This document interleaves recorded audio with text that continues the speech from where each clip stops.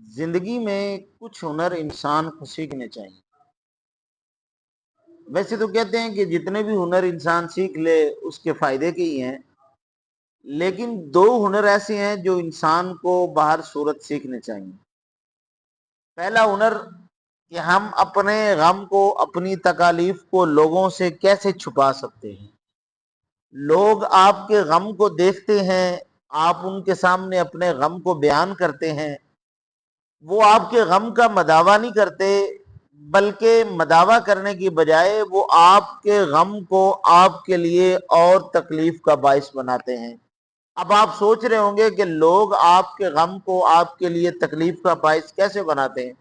آپ نے کسی کے سامنے اپنا غم شیئر کیا، وہ اس غم کا مداوع کرنے کی بجائے اس کا مذاق بنا رہا ہوتا ہے، لوگوں کو بتلاتا ہے، اور جب آپ کو آپ کا غم کسی تیسرے بندے کے واسطہ سے پہنچتا ہے، آپ کے غم میں اور زیادہ اضافہ ہوتا ہے۔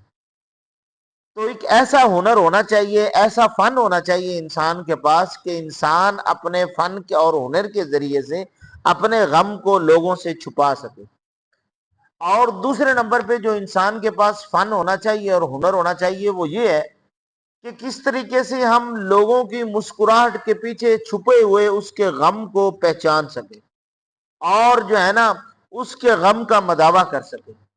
جب ہم اپنے غم کو لوگوں سے چھپائیں گے اور لوگوں کے غموں کا مداوع کرنے کے لیے ہم اپنی جان کو خرچ کریں گے، انشاءاللہ اس کی وجہ سے ہماری اپنی زندگی میں سکون اور اطمینان ہوگا۔ اللہ رب العزت مجھ سمیت ہمیں عمل کی توفیق عطا فرمائے، آمین۔ وما علینا الا البلاغ المبین۔